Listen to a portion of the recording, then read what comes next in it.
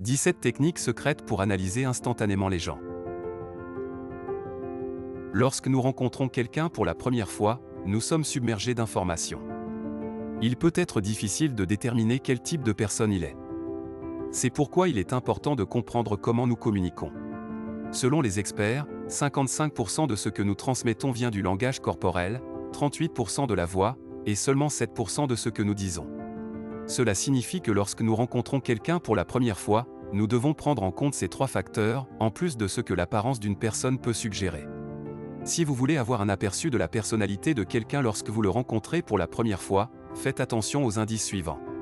Mais juste avant, si vous avez envie de soutenir le travail de notre chaîne, prenez une seconde pour vous abonner et mettre un pouce. Numéro 1. Contact visuel. On dit souvent que les yeux sont le miroir de l'âme. La clé pour savoir quel type de contact visuel quelqu'un vous donne est de considérer le contexte. Par exemple, si une personne ne peut littéralement pas détacher ses yeux de vous, cela pourrait signifier qu'elle a une forme d'attirance.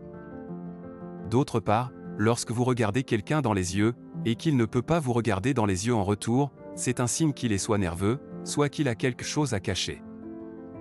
Cela dit, si vous parlez avec quelqu'un dont le regard vous met mal à l'aise, surtout s'ils sont très calmes et ne clignent pas des yeux, quelque chose ne va pas. Vous êtes peut-être face à un menteur. Numéro 2. Les sourcils. Si vous voulez voir à quel point une personne est à l'aise, regardez ses sourcils. Il y a trois émotions principales qui font lever les sourcils, la surprise, l'inquiétude et la peur. Essayez de lever vos sourcils lorsque vous avez une conversation décontractée avec un ami. C'est difficile à faire, n'est-ce pas? Si quelqu'un qui vous parle lève les sourcils, et que le sujet n'est pas celui qui causerait logiquement surprise, inquiétude ou peur, c'est un signe qu'il se sent mal à l'aise. Numéro 3. Le sourire. Quand il s'agit de sourire, la bouche peut mentir, mais pas les yeux. Les sourires authentiques atteignent les yeux, plissant la peau pour créer des pattes doigts autour d'eux. Les gens sourient souvent pour cacher ce qu'ils pensent et ressentent vraiment, alors la prochaine fois que vous voulez savoir si le sourire est authentique, cherchez des rides au coin de leurs yeux. Si elles ne sont pas là, ce sourire cache quelque chose. Numéro 4. Ce qu'ils disent. Si vous rencontrez quelqu'un pour la première fois, et qu'il passe son temps à parler en bien de ses collègues, de ses amis, il y a de fortes chances qu'il soit lui-même une personne bien. Les études montrent que plus les gens jugent les autres comme étant gentils, polis, aimants et bien élevés, plus il est probable qu'ils possèdent également ces qualités. Cependant, l'inverse est également vrai. Quiconque dénigre les autres, est plus susceptible de posséder ces traits eux-mêmes. Numéro 5. Paralangage. Le paralangage est une communication non verbale telle que votre ton, votre intonation ou votre manière de parler. En gros, c'est une façon élégante de dire que vous devez faire attention à la façon dont quelqu'un dit quelque chose. Par exemple, si quelqu'un vous répond en monotone, il est très probablement détaché de votre concept et pas intéressé. L'usage du sarcasme est un autre bon exemple. Lorsqu'une personne utilise le sarcasme, ce que la personne veut dire est en fait le contraire de ce que les mots disent. Donc, faites attention à l'accent qu'ils mettent sur les mots et comment ils le disent. Cela vous donne un gros indice sur leurs véritables intentions. Numéro 6. Le regard latéral. Les personnes qui sont chaleureuses et ouvertes en votre présence, auront leur corps face à vous et elles vous regarderont dans les yeux. A l'inverse, si vous venez de rencontrer quelqu'un et qui le regarde immédiatement sur le côté, c'est un signe subconscient du langage corporel qui signifie qu'il cherche une échappatoire. Numéro 7. Le hochement de tête fréquent. Hocher la tête est généralement un signe que quelqu'un est d'accord avec vous. Mais, un hochement de tête exagéré peut signaler une anxiété. Lorsque vous parlez à quelqu'un, et qu'il hoche la tête excessivement, cela signifie qu'il est préoccupé par ce que vous pensez de lui, ou que vous doutez de sa capacité à suivre vos instructions. D'autre part, les hochements de tête fréquents pourraient aussi être des gestes inconscients qui sont des signaux pour l'autre personne de se dépêcher, un peu comme lorsqu'une personne ne cesse de regarder sa montre ou touche ses clés de voiture. Numéro 8. Menton et mâchoire.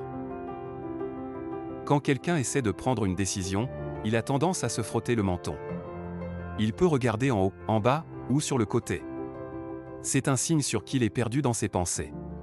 Une mâchoire serrée est un signe de stress. Quoi que dise la personne, cela indique un niveau de malaise considérable. La conversation est peut-être en train de dévier vers un sujet qui l'inquiète, ou son esprit peut être ailleurs, et il se concentre sur la chose qui le stresse. Numéro 9, la posture. La façon dont quelqu'un se tient peut vous donner des indications sur sa confiance en lui. Par exemple, si quelqu'un marche droit avec les épaules en arrière et regarde droit devant lui, cela donne l'indication qu'il se sent bien dans sa peau et a confiance en lui. Cependant, si quelqu'un est voûté et regarde le sol quand il marche, cela donne une impression bien différente. Cela ne signifie pas nécessairement qu'ils ont une faible estime de soi, mais c'est le message que cela renvoie.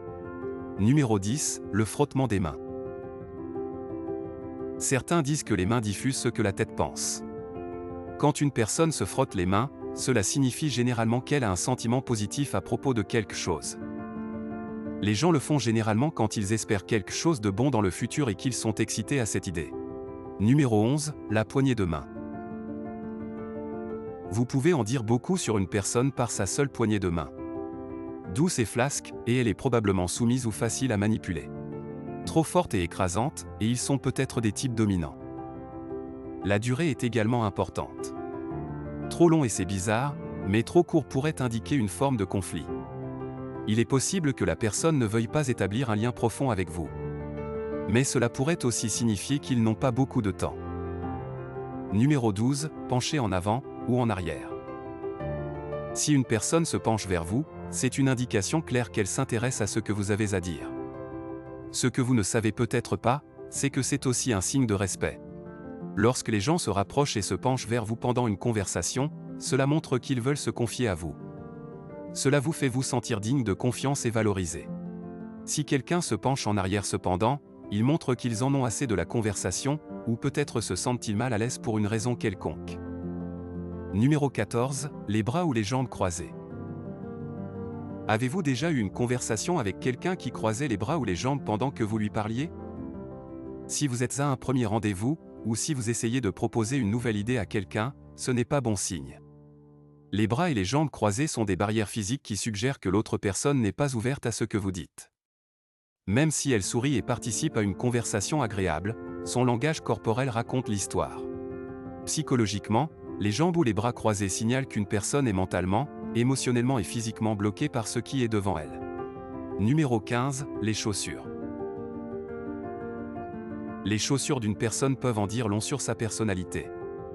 Apparemment, nous portons tous des jugements sur les chaussures des gens, mais les études montrent qu'ils sont assez précis.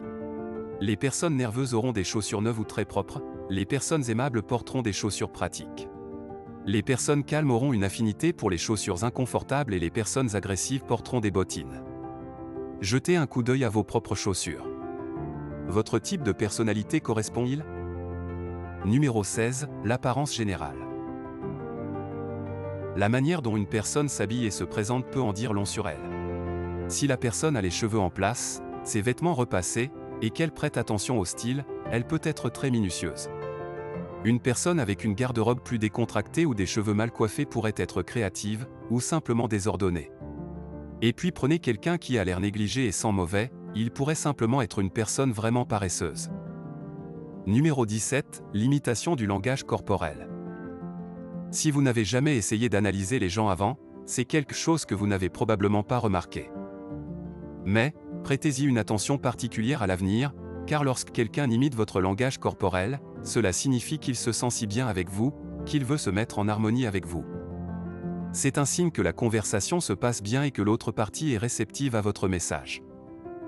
Cela se fait inconsciemment, personne ne se promène avec l'intention de copier quelqu'un de manière flagrante, mais quand nous sommes à l'aise avec les gens, nous avons tendance à faire ce qu'ils font. Et vous? Lorsque vous rencontrez quelqu'un pour la première fois, quelle est la première chose que vous remarquez chez eux? Faites-le nous savoir dans les commentaires ci-dessous. Si vous avez aimé cette vidéo, abonnez-vous et mettez un pouce, afin que nous puissions continuer à produire des vidéos.